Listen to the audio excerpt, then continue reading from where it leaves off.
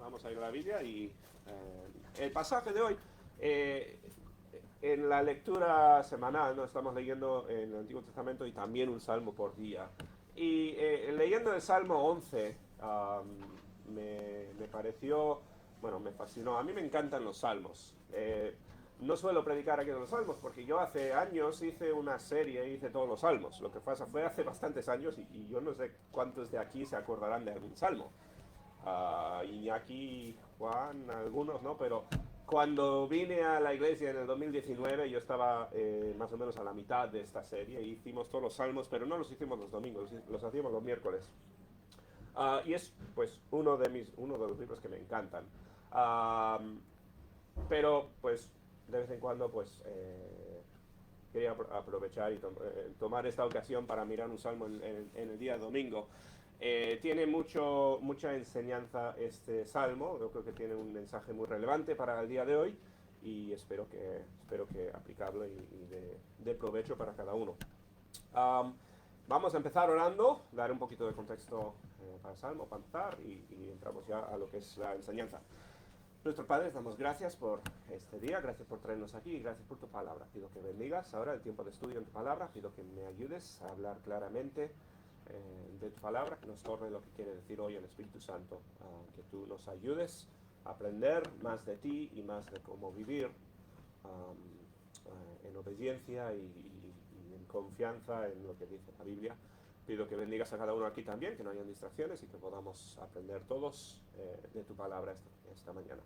Damos gracias por todo, en el nombre del Señor Jesús, te lo pedimos. Amén. El Salmo 11, bueno, si lees el título, nos dice que fue escrito por David. No sabemos en qué momento de la vida de David, a veces los salmos nos cuentan más del trasfondo, pero este salmo no nos cuenta en qué periodo de la vida de David fue. David, yo creo, escribió muchos salmos cuando era pastor. Lo que entendemos, tocaba el arpa, y ese arpa seguramente lo tocaba estando cuidando de las ovejas. Y yo creo que de ahí vienen bastantes salmos, seguramente. El Salmo 23, que habla de Jehová como su pastor, no me sorprendería. Pero este en concreto, vemos a David en algún apuro, no sabemos cuál. David estuvo en muchos apuros a lo largo de su vida.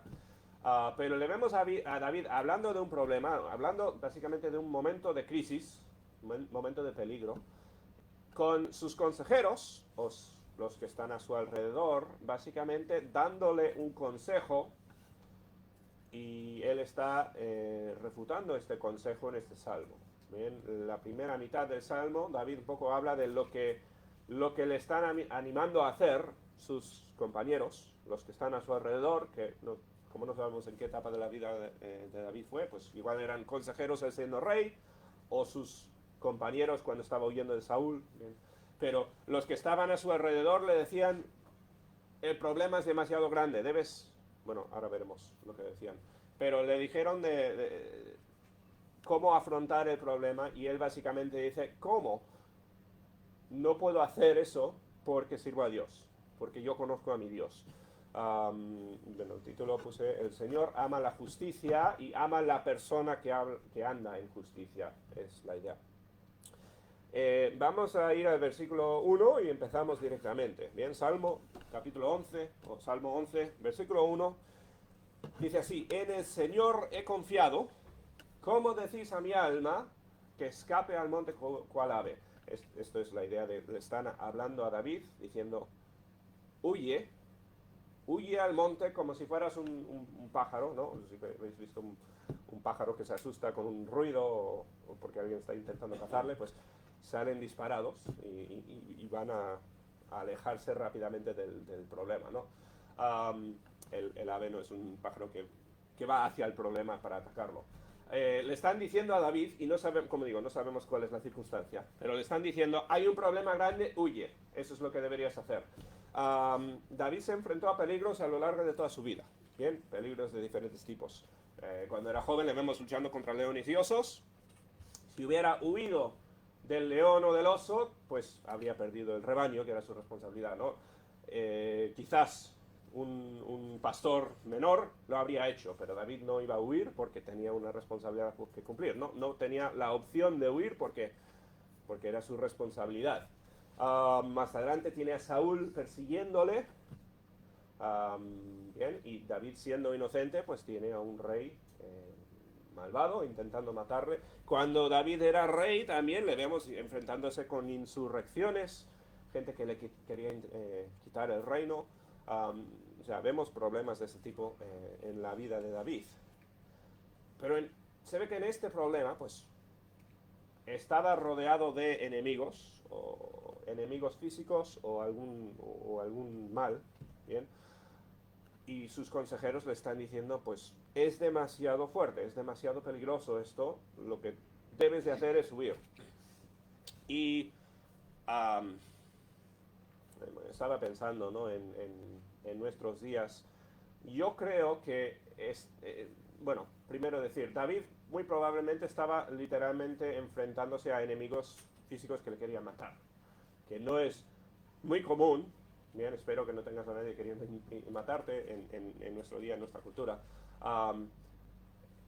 David seguramente está lidiando con una cosa así, literal, física, pero cuando nosotros en nuestro día a día, si somos cristianos, si estamos andando en justicia, que es un poco la idea de este salmo, estamos haciendo más o menos lo que es la voluntad de Dios en nuestro día a día, vamos a enfrentarnos, y esto lo puedo prometer porque lo dice la Biblia, ahora compartiré más versículos, pero puedo prometer que vamos a enfrentarnos con enemigos, ¿bien?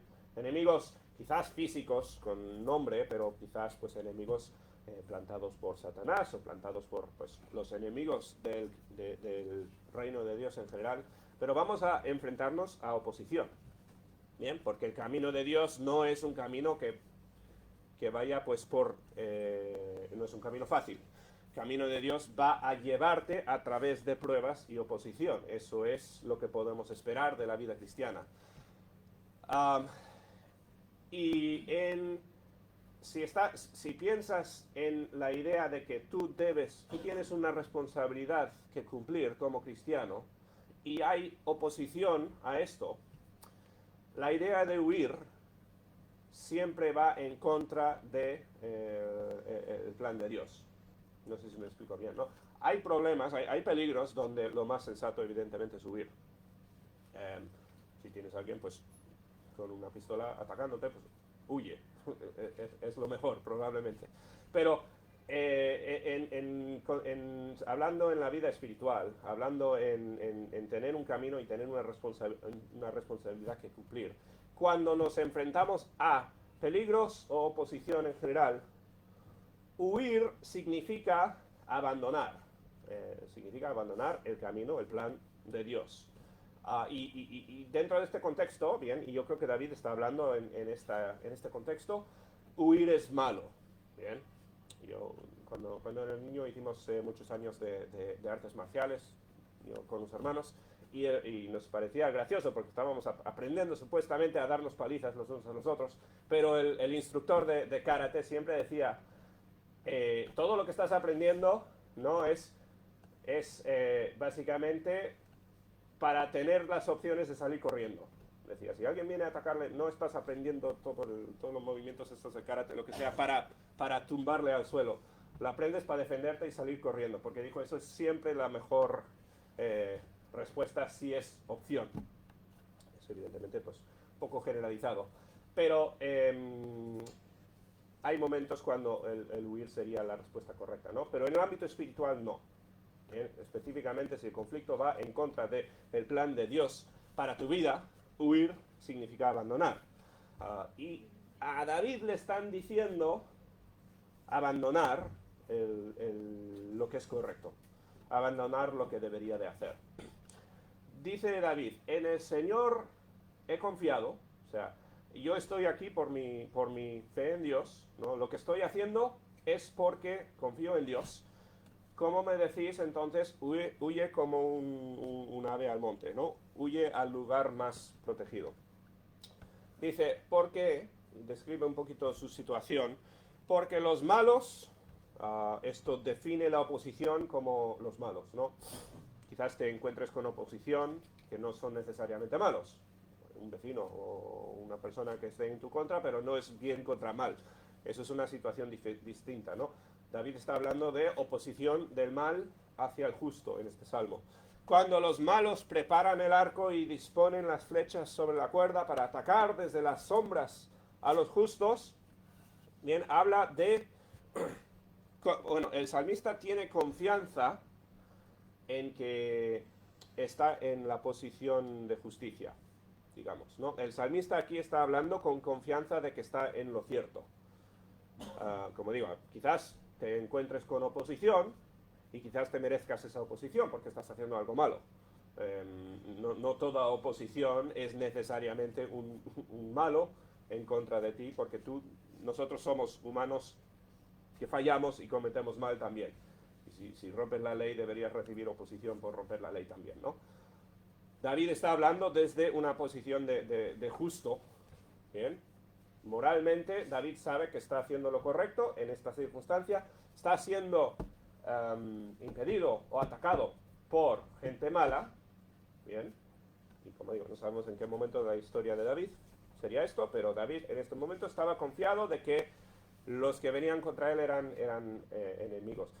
Es curioso, cuando David está huyendo de Saúl, ¿os acordáis que hay un par de ocasiones? Bueno, hay una ocasión cuando David entra a una cueva intentando escaparse del rey y su ejército que le están intentando atrapar para matarle, bien, no para ni siquiera llevarle a la cárcel. Y David se encuentra con la oportunidad de matar a Saúl, ¿no? El que está intentando matarle a él. Y sus amigos le animan justamente a eso, ¿no? Sus confidentes le dicen, mira, Dios te ha dado esta oportunidad, ¿no? El rey entra a la cueva, está distraído, le dicen a David, puedes matarle, esto es tu oportunidad, puedes hacerlo y escapar, y se acabó el conflicto. Y David dice que no, y lo dice justamente porque este hombre Saúl es escogido de Dios. O sea, esto creo que no es la circunstancia que está mencionando este salmo, ¿no? Porque en este salmo está hablando de malos atacando a un justo, y David no está en ese momento siendo atacado por un enemigo en contra del bien, está siendo atacado por el ungido de Dios, ¿bien? Por el rey. Y en la posición de rey, David dijo correctamente, yo no tengo la autoridad de usurpar por la violencia esa posición donde Dios ungió a Saúl como rey. Así que bueno, otra vez, no todos los conflictos son de este tipo, ¿bien? Pero estamos hablando de un conflicto cuando tú estás haciendo lo que sabes que debes hacer, estás haciendo lo correcto, estás recibiendo oposición de parte de una persona mala o un agente del mal, digamos, un agente de Satanás queriendo impedir tu obra para el bien. El salmista entonces está confiado en esto. Os recuerdo en las bienaventuranzas, Jesús dijo en Mateo capítulo 5, versículo 7, dijo, bienaventurados los que padecen, dijo, persecución. Esto es la misma idea. Persecución es cuando un agente de Satanás, un agente del mal, digamos, está intentando hacer mal a un cristiano, intentando hacer mal a uno que está sirviendo a Dios. La idea es, o sea, persecución no es cualquier conflicto, no es una bronca con otra persona porque cruzó enfrente de ti en la carretera y estáis enfadados. Persecuciones están atacándote por algo bueno que estás haciendo, ¿no? Por tu servicio a Dios. Bienaventurados los que padecen persecución por causa de la justicia, porque de ellos es el reino de los cielos, o porque ellos están en el reino de Dios, están haciendo lo que Dios quiere para esta tierra. Bienaventurados cuando os venga esto. Y la Biblia nos promete persecución, nos promete conflicto con Satanás, ¿no? Pablo habla de que nosotros tenemos batalla contra huestes celestiales, huestes de esta tierra, estamos rodeados de enemigos que quieren impedir que hagamos el bien. Bien, igual es una persona física, o igual es pues el modo que tiene Satanás de operar a través de personas que no conocen a Cristo, no son necesariamente, no saben que están atacando el Evangelio, pero están siendo usados por Satanás para poner un obstáculo al Evangelio. Pienso, por ejemplo, en un ayuntamiento que pone obstáculos a una iglesia. Quizás no es necesariamente que estén intentando hacer mal o intentando atacar a una iglesia en sí, pero están siendo usados por Satanás y usados por la obra del mal para frenar lo que Dios quiere que ocurra en un sitio, ¿no? No es ejemplo perfecto, pero digo, no es esto poner una cruz en la cara de los que te oponen, porque quizás sean simplemente agentes sin saberlo de Satanás. ¿Bien? La cuestión es, David está siendo atacado, está recibiendo oposición en lo que él sabe que debe de hacer. Dice que atacan desde la sombra a los justos. La idea no es un conflicto justo, no es un conflicto cara a cara, no es como que vienen por la espalda, te apuñalan por la espalda o te disparan desde atrás donde no les ves. Bien, es un conflicto que no debería ser, o sea, es un conflicto injusto. Donde no hay oportunidad ni siquiera para defenderse, es una emboscada, ¿no? David no tiene manera de protegerse de enemigos que no puede ver. Y por eso le dicen de huir. Por eso dicen, no puedes defenderte, tienes que escaparte, porque si te quedas aquí te van a matar. Vas a caer ante este ataque porque no puedes luchar contra él, es la idea. Y como cristianos, yo creo que esto se puede aplicar ya de una forma general. Cuando viene tentación de Satanás, cuando viene la tentación de, en vez de mantener el rumbo que Dios tenga por delante de ti, Satanás y el pecado te tienta a abandonar, te tienta a caer en pecado. Pienso esto es simplemente un ejemplo, ¿no? Pero en el caso de un matrimonio, dos personas están casadas, tienen un rumbo establecido por Dios. La tentación, cuando viene conflicto, y siempre después de un matrimonio viene conflicto, lo que yo he mencionado esto alguna vez, a mí me enfadó un montón cuando nos casamos en lo que era la boda civil. Estuvimos ante el juez, nos habló de nuestros derechos el uno al otro y básicamente nos decía, tenéis que firmar, estáis los dos de acuerdo que por cualquier motivo, grande o pequeño, cuando no te sientas, no me acuerdo la palabra exacta, no, pero decían, cuando no estés al 100% satisfecho con esta situación, cada cual puede salir de este matrimonio sin problema. Eso era todo en el momento de casarnos. Pero esa es la mentalidad del mundo. Un matrimonio es unilateral. En cualquier conflicto, en cualquier momento, cuando tú no estés satisfecho con este matrimonio, lo disuelves y ya está. Eso es la perspectiva del mundo. ¿Y eso qué es? Eso es huir de un conflicto. No es que tu cónyuge es el enemigo que te está atacando. Es, como decía antes, Satanás está atacando al matrimonio y está usando quizás el pecado de uno o el otro para armar conflicto dentro de un matrimonio. Y la cosa que aconsejarían muchos es, ya no eres feliz, ya no sientes lo que querías, lo que sentiste en algún momento, lo que sea, pues huye, ¿no? Cortas, rompes y eso es abandonar, ¿no? Eso es un ejemplo. Hay muchos ejemplos. Empiezas a hacer algo correcto, hay un obstáculo, hay una dificultad. Lo fácil ante la dificultad es huir o abandonar o dejar lo que Dios te llamó a hacer. Y lo correcto siempre es perseguir lo que Dios quiere para ti, ¿no? No abandonar por la presión. A veces Dios cierra una puerta. Tenemos en el caso de los discípulos, ellos querían ir a un lugar, pensaban que debían de ir a Asia y Dios cerró la puerta, ¿no? Y dicen, pues Dios ha cerrado la puerta, pues vamos a otro sitio. Pero ellos estaban convencidos en su espíritu de que Dios les quería en otro lugar, ¿no? No es que abandonaron porque había una dificultad, es que dijeron, vale, Dios nos quiere, por lo tanto, en este sitio, ¿no? Hay una diferencia grande entre un cambio de planes y ver que Dios ha cerrado una puerta y abandonar un proyecto pues porque hay obstáculos y no sabes la próxima cosa. Bien, no sé si me explico. La cuestión, cuando vienen ataques que no puedes defenderte contra ellos, es un enemigo más fuerte que tú. Si dices, yo no tengo oportunidad para combatir, no tengo cómo ganar la victoria por mi cuenta, ¿qué hacer? Muchos te dirán huir, abandonar, cambiar de rumbo, pero David dice no. Ahora este versículo curioso, versículo 3, si son destruidos los fundamentos, ¿qué puede hacer el justo? La palabra justo en hebreo está hablando de de ergido, ¿no? De derecho.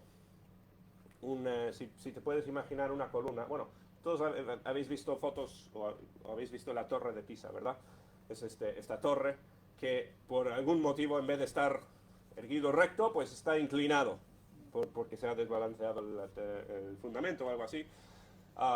La idea de justo en la Biblia es recto, bien, es ergido. Y eso requiere un fundamento estable. Bien, si estás en una alfombra de estas elásticas, por ejemplo, no puedes quedarte erguido, no puedes quedarte recto porque el suelo se mueve, ¿no? O si estás en la arena, es difícil plantarte firmemente porque la arena se mueve. Bien, la idea es, un justo tiene los pies plantados firmemente.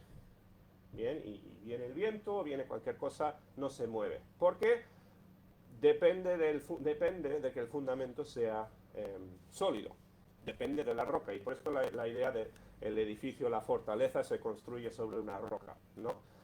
No se construye un edificio en la arena, se construye sobre un fundamento sólido, porque entonces estás anclado a algo que no mueve y vas a poder mantenerte cuando venga la presión. Si es destruido el firmamento, el fundamento, ¿qué puede hacer el justo? Y es buena pregunta, ¿no? Creo que es David el que está haciendo la pregunta. Si soy una persona justa, y como digo, esto significa recto, ¿no? Inmovible en cuanto a lo que es correcto. Eso es porque tengo los pies plantados en un fundamento cierto. El fundamento para el justo, ¿cuál es? Pregunta a cualquiera. ¿Cómo? Cristo. Bien. Una buena respuesta. Sí, y la Biblia habla mucho de Cristo como el fundamento, ¿no? Si hablamos de justo en cuanto a correcto hacer lo que Dios espera de nosotros, pues estamos anclados en también lo que es la ley moral de Dios. Hemos estado en Romanos hablando de la ley de Moisés, por ejemplo, que no es exactamente la ley que no es equivalente a la ley moral de Dios, la ley de Moisés, pero la idea del cristiano que es justo, la persona justa, está anclada en la verdad de lo que es correcto e incorrecto. Bien, si tú quieres ser una persona justa, tienes que saber lo que es correcto, lo que está bien y lo que está mal. Y gran parte del problema en nuestro mundo es porque todos quieren definir el bien y el mal en sus propios términos. No hay una idea consistente de lo que es correcto y de lo que es incorrecto, ¿verdad?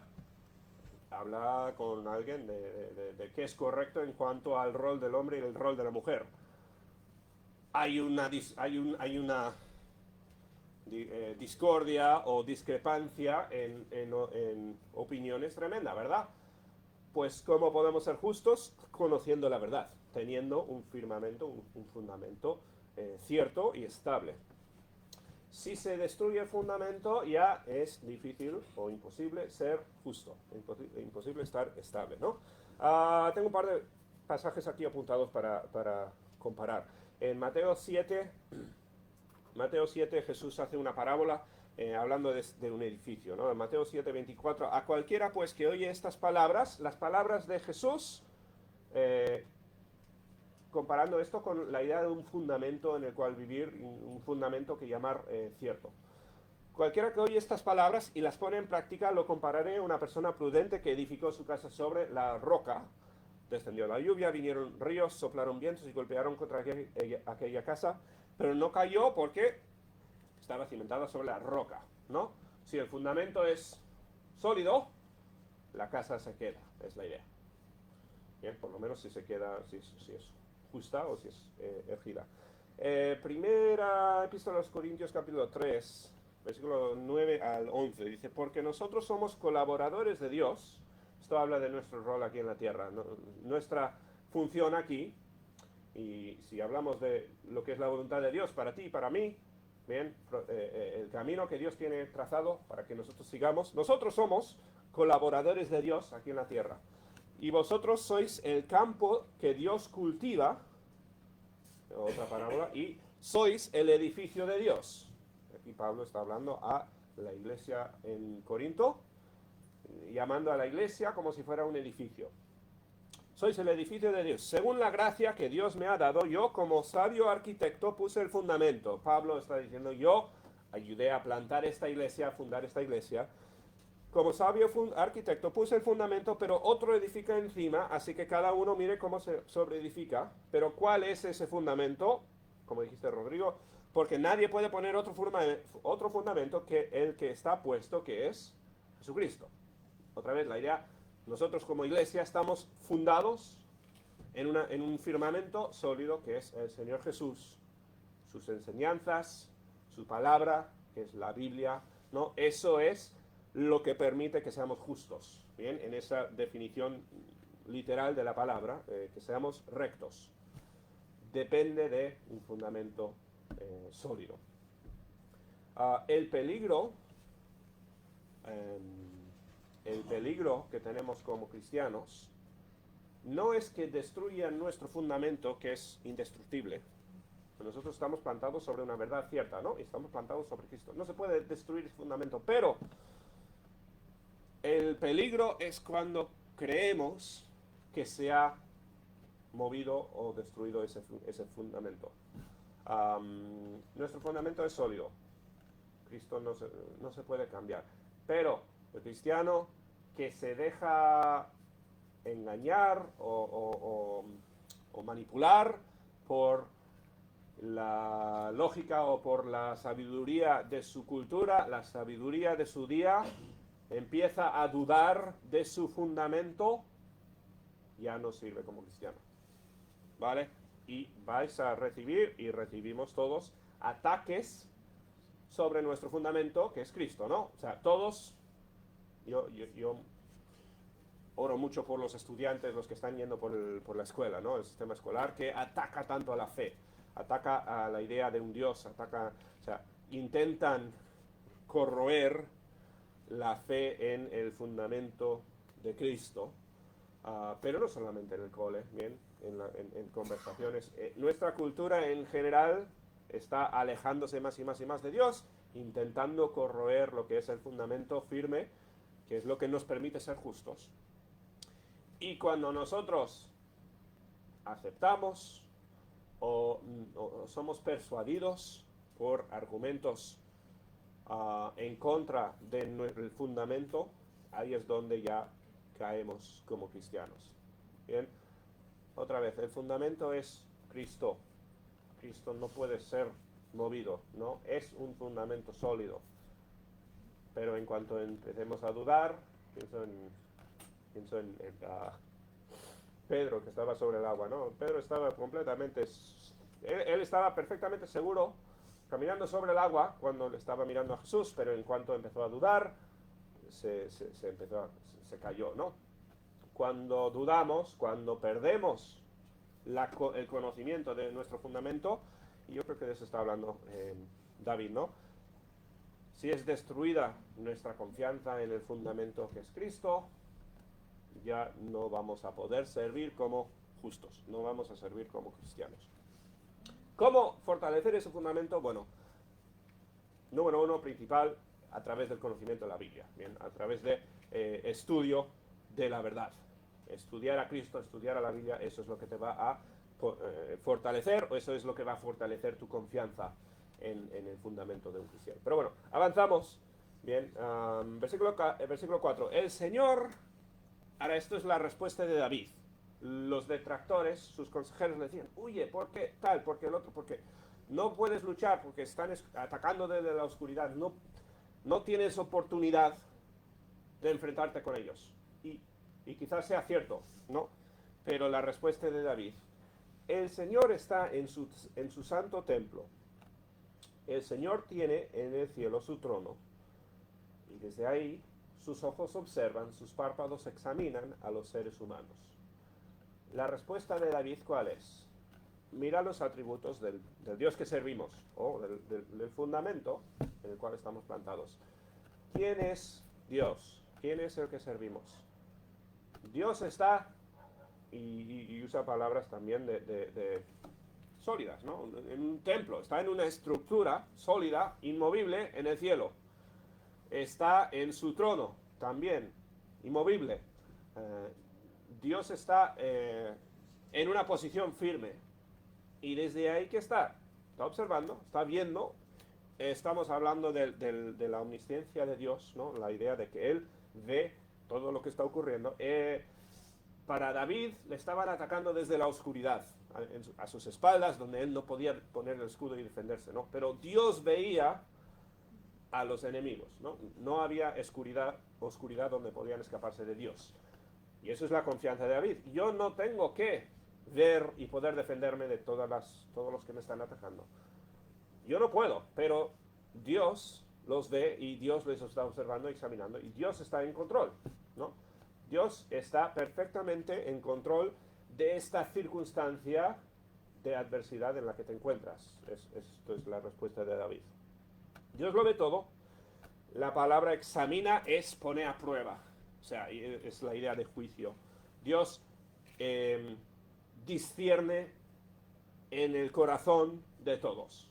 Dios examina a cada ser humano y discierne perfectamente. Nosotros somos muy buenos en engañarnos a nivel humano, ¿no? El corazón humano es muy engañoso y por muy perspicaz que seas o no, o sea, podemos ser engañados y somos engañados a menudo. Bien, seguramente sobrevaloramos nuestra capacidad para discernir a veces entre el corazón humano, pero Dios no puede ser engañado, ¿no? Dios ve exactamente lo que está ocurriendo y ve el porqué y ve toda la historia. A Dios no le pilla por sorpresa ninguno de estos ataques y de hecho Él es el que trazó tu camino a través de esta emboscada, digamos. Dios lo ve. David está confiado en esa verdad. El Señor prueba al justo. Y la palabra ahí, prueba, es la misma que examinar en el versículo anterior. Si no recuerdo mal. Es la misma idea de que Dios evalúa. Dios está mirando tu respuesta en este conflicto. O sea, cuando tienes al enemigo, cuando tienes esta barrera, o cuando tienes esta tentación, este ataque de Satanás que quiere tumbarte, quiere desviarte del plan de Dios, Dios está probando el justo, está mirando el corazón de cada uno. Parecido a cuando Adán y Eva fueron probados en el huerto de Edén. Dios estaba probando tu corazón. Cuando Abraham es probado a ver si le obedece a Dios con el sacrificio de Isaac o no. Dios está siempre probando, está examinando tu corazón. Lo que ocurre a tu alrededor es una de las cosas que demostrará si eres justo o no. ¿No? Si eres una persona que confía en Dios, una persona que va a hacer lo correcto, o si vas a huir, ¿no? Dios está examinando al justo. Y esto no es una palabra negativa, esto es, o sea, Dios te está poniendo a prueba para su beneficio, para su gloria, no es algo malo para ti, es algo que Dios está haciendo para su propia gloria. El malo, dice, Dios prueba al justo, pero el malo y al que ama la violencia, Dios los repudia, y la frase ahí se podría traducir, les odia con pasión, o sea, es más fuerte quizás de lo que vemos aquí traducido. La idea es, la persona mala que ama la violencia, en el Antiguo Testamento la violencia es muchas veces el pecado principal. en el Antiguo Testamento. Piensa en tiempos antes de policías. Hoy, si no tuviéramos la estructura que tenemos hoy en día de leyes y policías y etcétera, las personas serían violentas, ¿no? Somos criaturas de violencia. Ahora, hay mucho control, pues gracias a sistemas sociales que impiden la violencia. O sea, no somos tontos, y si hay violencia que viene con consecuencia, pues sabemos refrenarnos. Pero el humano en sí es una criatura violenta. ¿Bien? La primera cosa que ocurre, bueno, el primer evento en la Biblia después de Edén, que es Caín matando a su hermano. Cuando Dios ve en los tiempos de Noé, ¿qué es lo que condena? La violencia de los hombres, ¿no? Obviamente hay muchos problemas en el mundo, muchos problemas en el corazón humano, ¿no? Pero la violencia, especialmente en el Antiguo Testamento, es lo que vemos como casi el pecado fundamental o principal. Y en la persona que ama la violencia, o sea, eso es un sinónimo para el malo aquí, Dios odia esa persona, es lo que está diciendo el salmista. Dios es repelente para Dios esa persona. ¿Bien? Esto no quiere decir que no pueda ser salvo, evidentemente. Todos nosotros éramos hombres de violencia antes de ser salvos, ¿no? Ahí entra todavía la gracia de Dios. Pero Dios repudia o aborrece el hombre violento, ¿no? El pecador. Gracias a Dios, que también muestra gracia al que le pide perdón, ¿no? Aquí todavía hay esperanza para esa persona violenta, violente. Pues si no hubiese esperanza no estaríamos tú y yo aquí hoy. Pero la idea es, Dios está evaluándote en esta prueba, en este acto, en esta circunstancia en la que te encuentras con gente queriendo hacerte daño, o Satanás atacándote en tu caminar por Dios. Dios te está probando, está viendo tu respuesta, está en control de la situación, y Dios está absolutamente en tu lado. La idea, Dios odia al violento y va a cuidar del justo. Dice las consecuencias, o qué es lo que ocurrirá. Estas son las razones por las cuales David está diciendo, yo no voy a huir, ¿no? Sobre los malos, Dios hará llover calamidades. Fuego, azufre y viento abrasador serán la porción de su copa. Quizás está pensando David en Sodoma y Gomorra, ¿no? Cuando caen fuego y azufre del cielo. Esto es evidente un poco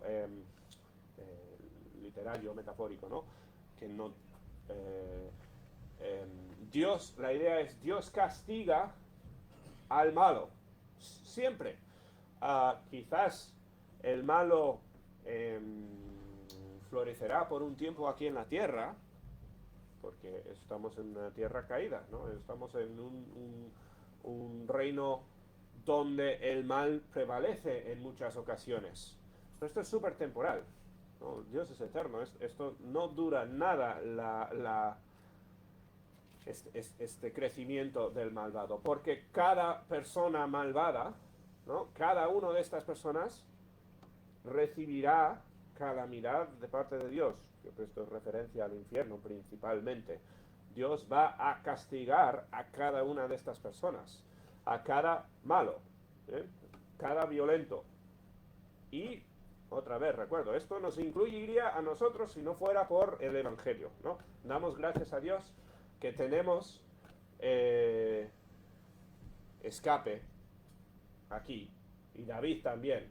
La Biblia no esconde el hecho que David era un hombre violento también. David asesinó a un hombre por su esposa, ¿no? David era una persona también mala en muchas circunstancias, igual que tú y yo, ¿no? Pero Dios le salvó, Dios le perdonó. Ahí está la historia de gracia, ¿no? Pero sobre el malo, el que continúe en esa maldad, Dios hará llover calamidad. A veces en la vida terrenal, y a veces, pues, en el futuro eterno. Fuego, azufre y viento abrasador serán la porción de su copa. La copa es lo que es la porción repartida a una persona. Es la idea. Bien, lo que Dios le da a alguien. Jesús en su oración en Getsemaní dijo, Dios, por favor, aparta esta copa de mí. Esto es porque Dios le había asignado una tarea Y eso es lo que quiere decir con copa, ¿no? La porción asignada por Dios al malo es la calamidad, bien, la destrucción.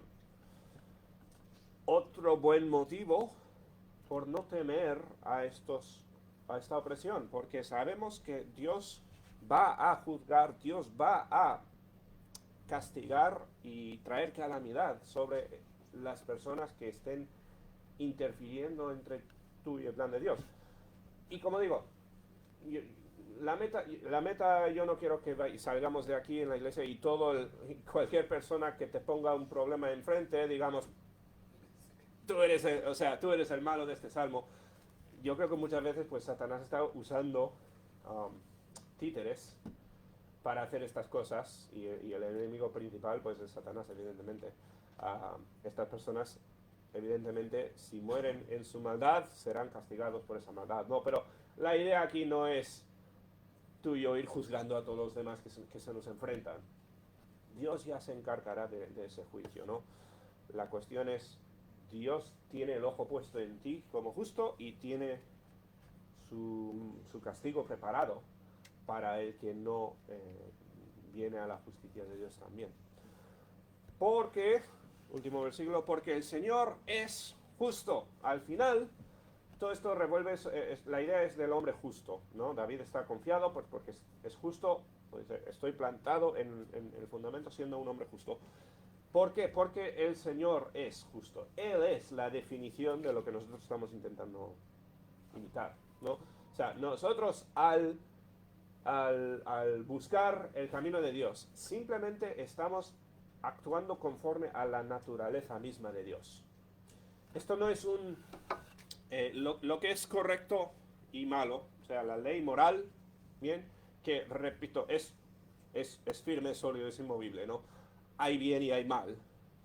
No es como en nuestra cultura muchas veces, bueno, depende de la circunstancia, puede ser bueno, puede ser malo, o sea, no es una cosa que cambia a lo largo de los años. Lo que es correcto e incorrecto lo define Dios. ¿Por qué? Porque es la naturaleza de Dios la que nos pone este estandarte, ¿no? Cuando hacemos justicia es simplemente conformarnos a la imagen de Dios, exactamente su persona, su carácter. El Señor es justo y por lo tanto ama la justicia, ¿no? Nuestro Dios creador actúa conforme a su naturaleza. Y su naturaleza es la definición de la justicia. ¿Bien? La definición del bien y del mal es cómo es Dios. ¿Bien? Ama la justicia, es lógico, ¿no? Es normal, porque Él es una persona justa. Dios está buscando que nosotros como humanos cumplamos con nuestro diseño en la tierra de ser la imagen de Dios, imitadores de Dios, ser como Él y actuar en justicia, así como Él actúa en justicia, ¿no? Si Dios trata justamente a lo que está a su alrededor, Él espera que nosotros hagamos lo mismo, simplemente porque es su naturaleza. El Señor es justo y ama la justicia. Quien es recto, y esa palabra recto otra vez es justo, la misma idea. El que es recto, por lo tanto, contemplará el rostro de Dios. O sea, lo que nos garantiza la presencia con Dios en la eternidad, igual que Adán y Eva, que contemplaban el rostro de Dios en el huerto de Edén, cuando eran justos, cuando pecaron, perdieron acceso a esa comunión con Dios. El que es justo será un día, estará en presencia de Dios. Estamos hablando aquí del cielo, ¿no? Evidentemente del futuro programado por Dios para su creación. Disfrutará ese hombre del plan preparado por Dios para la tierra, la creación nueva. El justo lo verá. ¿Por qué?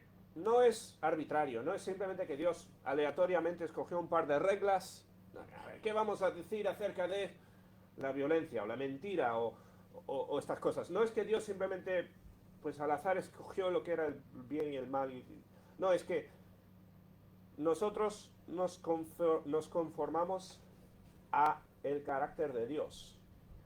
Eso es la definición de lo que nosotros perseguimos, ¿no? De lo que nosotros intentamos hacer y lo que Dios espera de nosotros. Simplemente que seamos la imagen de Dios, que nosotros actuemos moralmente como Él.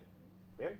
No podemos, no podemos imitar su poder y sus demás atributos, su omnisciencia, su omnipresencia. No podemos, no somos Dios, pero podemos imitar su justicia. Justamente eso es lo que está dentro de nuestra capacidad como creación humana, ¿no? Eso es lo que Dios nos diseñó para hacer.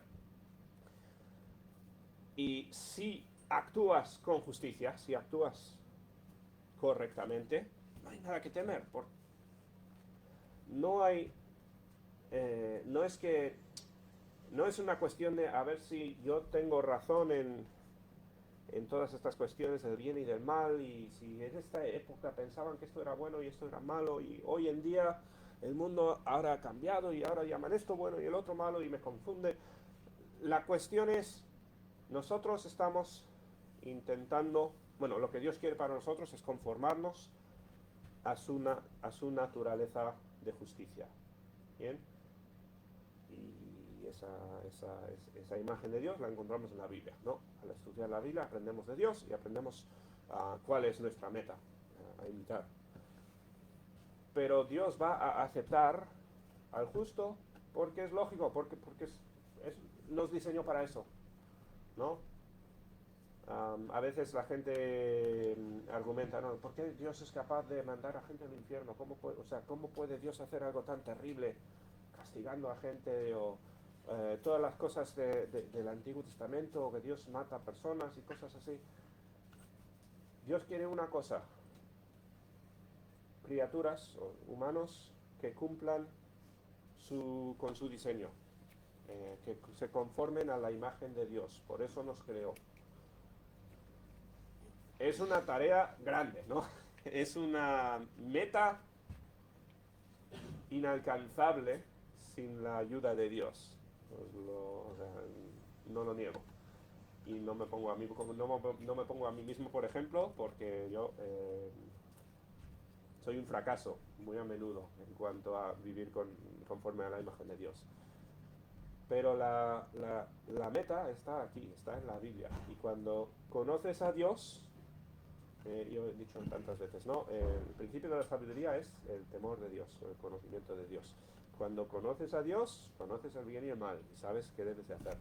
Si no sabes qué hacer, aprende un poco más de Dios. Hazte la pregunta: ¿qué haría Dios en esta situación? ¿No? Si conoces a Dios, sabrás qué hacer. Por eso es tan importante estudiar la Biblia. Es tan importante conocer a Dios, entenderle más. Y evidentemente no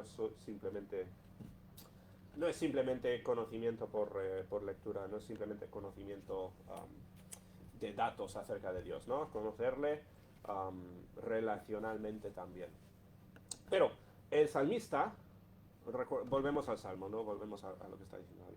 David dice: yo no voy a huir, aunque me digan huye, abandona, pues, según la circunstancia, pues cae en este pecado, haz lo que te están presionando a hacer. David dice: no voy a hacerlo. ¿Por qué? Porque mi Dios es justo, porque mi Dios ve y está en control de mis circunstancias, y porque Dios espera una cosa de mí, solo una cosa, ¿no? Que sea conforme a su imagen, porque Dios es justo. Y el Señor ama la justicia, por lo tanto nosotros queremos vivir conforme a esa esperanza de Dios, ¿no? Gracias a Dios por el Evangelio. Gracias a Dios que este estandarte, que es imposible de alcanzar, Dios nos da un ayudador para cumplir con esta labor tan imposible para nosotros, ¿no? El ayudador es el Espíritu Santo. Recibimos el Espíritu Santo cuando somos salvos, cuando le pedimos a Dios perdón por el pecado y entramos en esta relación con Dios. Entonces podemos realmente tener algo de confianza de que sí, estoy plantado en un fundamento sólido, estoy actuando de una forma justa, no porque me he convertido en una mejor persona, sino porque el Espíritu Santo me está ayudando a a ser edificado sobre la roca firme que es el Señor Jesús, ¿no? Vamos a concluir ahí, espero que sea de ayuda. Espero que si te encuentras en una circunstancia de adversidad, ¿bien? ¿Y quién no tiene adversidad en diferentes ámbitos de tu vida? O sea, que esa adversidad la puedas ver desde la perspectiva de hacer el bien o el mal. Bien, si tienes un problema en el trabajo, la cuestión no, o sea, no es necesariamente vete al pastor, a ver, ¿qué es lo que debería hacer aquí? ¿Qué es lo correcto en esta circunstancia? La cuestión es, ¿qué deberías hacer? O sea, ¿qué quiere Dios que hagas? Esto es una barrera, es un impedimento, si es así, es un enemigo. No te dejes llevar por ese impedimento al plan de Dios. ¿Bien? O sea, la cuestión es, busca lo que Dios quiere que hagas, busca el plan de Dios, síguela y no dejes que ninguna barrera te haga huir de esa tarea que Dios tiene para ti. Sé fiel al cometido que tenemos dado por Dios. Bien, vamos a terminar ahí. Oramos y concluimos. Nuestro Padre, te damos gracias por tu palabra, gracias por este salmo y las palabras tan sabias de David. Pido que nos ayudes, Señor, a buscar, a perseguir la justicia con todas nuestras fuerzas. Ayúdanos a conocerte y a plantar nuestros pies en el fundamento que es Cristo. Pido que nos ayudes a resistir la tentación de Satanás, de caer, de abandonar lo que Dios quiere para nosotros. Y pido también que ayudes a cada persona aquí a tener claridad en cuanto a tu plan para nosotros. Pido dirección y sabiduría y conocimiento para cada uno y pido fuerza y fe para hacer lo que después sabemos que es correcto. Damos tantas gracias por la ayuda del Espíritu Santo y pido que si hay alguno aquí que no te conoce y no tiene el Espíritu Santo de ayudador y está todavía en condición de adversidad contra ti, contra tu estandarte de justicia, pues que tú toques su corazón y le rompas la voluntad de carne y le traigas a ti a la salvación. Gracias por tu amor y tu paciencia con nosotros y con nuestros fallos y pido que nos ayudes en esta semana pues a ser un poco más justos que la semana pasada. Gracias por lo que has hecho en nuestras vidas y continúas haciendo y te lo pedimos todo esto en el nombre del Señor Jesús. Amén.